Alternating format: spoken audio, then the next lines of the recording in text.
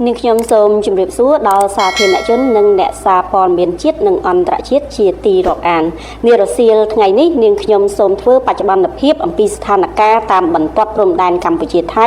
ក្នុងភូមិសាស្ត្រយុទ្ធភូមិភាគទី5និងយុទ្ធភូមិភាគទី4នៅថ្ងៃទី9ខែធ្នូឆ្នាំ2025នេះសូមគូបញ្ជាក់ផងដែរថាភាគីថៃបានបន្តរំលោភបំពានលើបទច្បាញ់និងសេចក្តីថ្លែងការណ៍រួមស្តីអំពីកិច្ចព្រមព្រៀងសន្តិភាពរវាងកម្ពុជាថៃដែលភាគីទាំងពីរបានចុះហត្ថលេខាកាលពីថ្ងៃទី26ខែតុលាឆ្នាំ2025ដោយបន្តធ្វើសកម្មភាពឈ្លានពានប្រដាប់អាវុធសារជាថ្មីមកលើបូរណភាពទឹកដីរបស់កម្ពុជាដោយប្រើប្រាស់កម្លាំងយោធាកងយោធពលខេមរៈភូមិន្ទគោរពជានិច្ចនៅការសម្រេចចិត្តរបស់រាជរដ្ឋាភិបាលក្នុងការដោះស្រាយបញ្ហាព្រំដែនដោយសន្តិវិធីនិងការ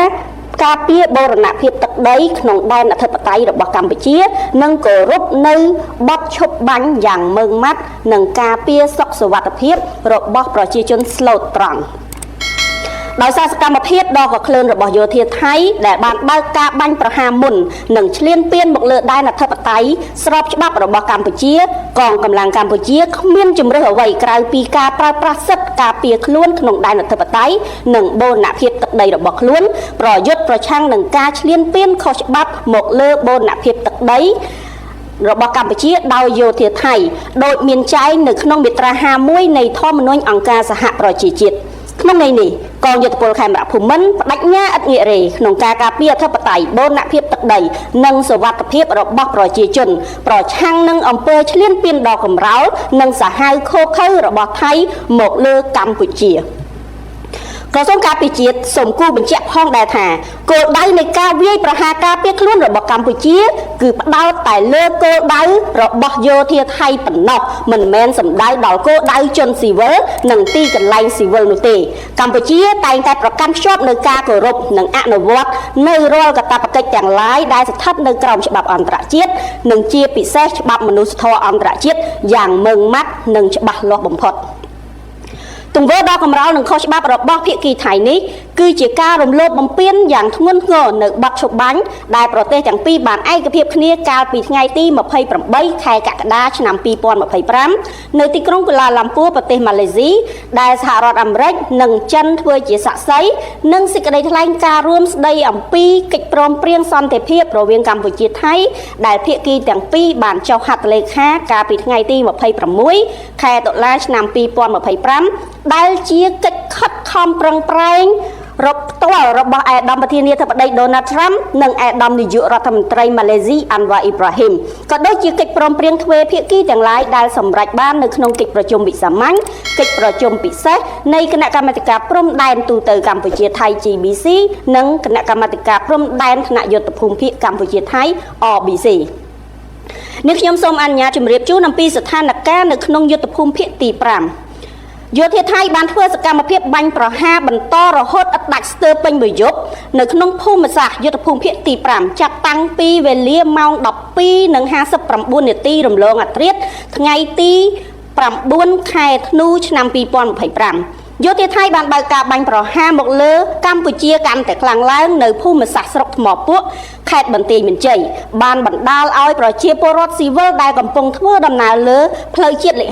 56បាត់បង់ជីវិតចំនួន2នាក់ដោយសារគ្រាប់ផ្លោងរបស់យោធាថៃនិងបន្តបាញ់ប្រហារនៅវេលាម៉ោង 4:58 នាទីរហូតដល់វេលាម៉ោង 5:25 នាទីយោធាថៃបានប្រើប្រាស់ drone ខ្នាតធំហោះស៊ើបការចូលក្នុងភូមិសាស្ត្រភ្នំត្រងោលនិងបានធ្វើសកម្មភាពបាញ់ផ្សែងពុលនៅក្នុងតំបន់នោះលុះមកដល់វេលាម៉ោង 5:30 នាទី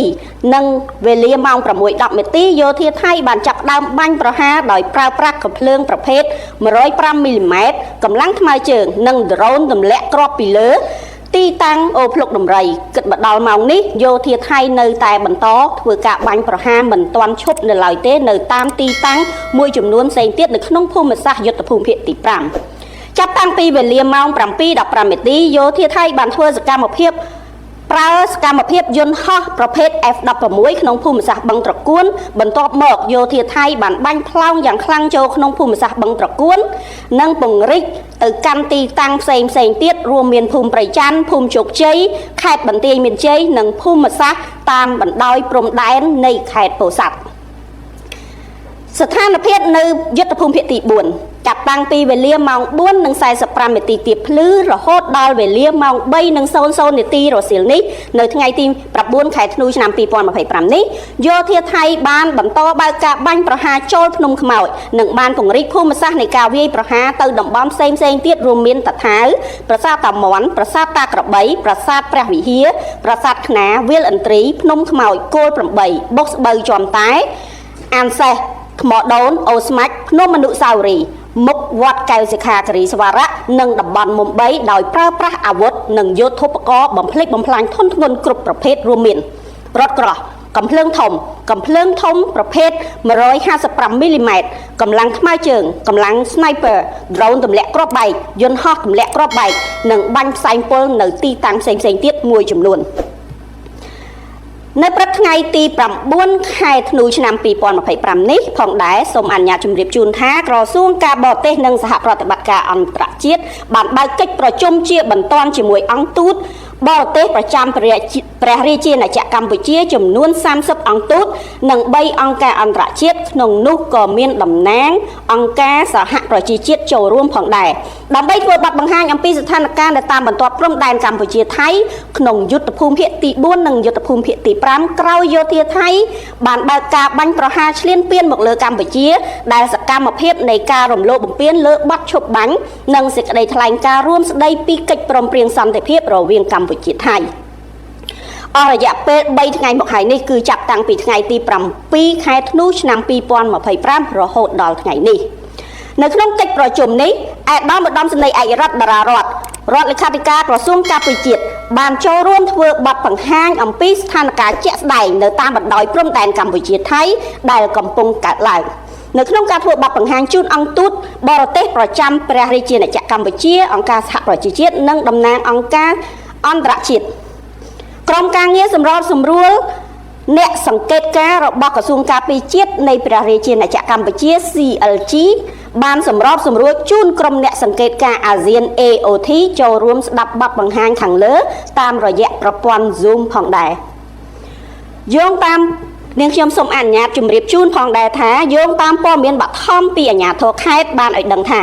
ការបើកការបាញ់ប្រហាររបស់យោធាថៃទៅលើទីតាំងប្រជាជនស៊ីវិលចូលជ្រៅទៅក្នុងភូមិអ្នកស្រុកប្រមាណ28គីឡូម៉ែត្រនៅក្នុងភូមិសាស្ត្រខេត្តបន្ទាយមានជ័យដែលចាប់តាំងពីថ្ងៃទី28ខែធ្នូឆ្នាំ2025រហូតដល់ថ្ងៃទី9ខែធ្នូឆ្នាំ2025នេះគិតត្រឹមវេលាម៉ោង 6:00 នាទីព្រឹកនេះបានបណ្ដាលឲ្យប្រជាពលរដ្ឋស៊ីវិលកម្ពុជាចំនួន7នាក់បានបាត់បង់ជីវិតនិង20នាក់បានរងរបួសគួរឲ្យកត់សម្គាល់ផងដែរថានៅថ្ងៃទី9ខែធ្នូឆ្នាំ2025នេះសកម្មភាពដ៏កម្ររបស់យោធាថៃជាការបើកការបាញ់ប្រហារដែលមិនរើសគោលដៅ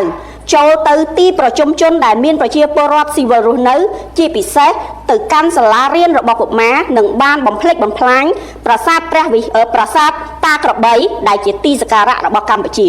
ទង្វើដ៏សាហាវនេះបង្ហាញអំពីភាពអសិលធម៌ដែលបង្ហាញពីការប្រមាថមាក់ងាយដល់វប្បធម៌អរិយធម៌និងជាទីសក្ការៈមរតកមនុស្សជាតិជាពិសេសមរតកវប្បធម៌ដែលដូនតាខ្មែរបានកសាងបន្សល់ទុកមានតម្លៃមិនអាចកាត់ថ្លៃបានក្រសួងការពារជាតិនិងកងយោធពលខេមរៈភូមិន្ទបន្តគោរពនិងអនុវត្តឥតងាករេនៅរាល់ការសម្រេចចិត្តរបស់រាជរដ្ឋាភិបាលនៃព្រះរាជាណាចក្រកម្ពុជាក្នុងការដោះស្រាយបញ្ហាដោយសន្តិវិធីស្របតាមច្បាប់អន្តរជាតិដើម្បីការពារអធិបតេយ្យនិងបូរណភាពទឹកដីព្រមទាំងសុខសុវត្ថិភាពរបស់ប្រជាជនកម្ពុជាទន្ទឹមនឹងនេះកម្ពុជាសូមអំពាវនាវឲ្យភាគីថៃវិលត្រឡប់មកអនុវត្តវិញនៅបទឈប់បាញ់និងសេចក្តីថ្លែងការណ៍រួមស្តីពីកិច្ចព្រមព្រៀងសន្តិភាពកម្ពុជាថៃដែលបានចុះហត្ថលេខាកាលពីថ្ងៃទី26ខែតុលាឆ្នាំ2025ក្រោមការធ្វើជាសាក្សីរបស់ឯកឧត្តមប្រធានាធិបតីដូណាល់ត្រាំនិងឯកឧត្តមនាយករដ្ឋមន្ត្រីម៉ាឡេស៊ីអាន់វ៉ាអ៊ីប្រាហ៊ីមជាប្រធានបដូវវេនអាស៊ានសូមគូបញ្ជាក់ផងដែរថាគិតមកដល់ម៉ោងនេះកងកម្លាំងរបស់កម្ពុជានឹងបន្តឈរជើងយ៉ាងរឹងមាំក្នុងការបំពេញតួនាទីរបស់ខ្លួនដើម្បីការពារបូរណភាពទឹកដីរបស់កម្ កម្ពុជាចាសូមអរគុណនាងខ្ញុំសូមបញ្ចប់ការធ្វើបច្ចុប្បន្នភាពនៅត្រឹមនេះនៅសភាពការផ្សេងទៀតនឹងខ្ញុំនឹងបញ្ជាក់ជូននាពេលក្រោយសូមអរគុណ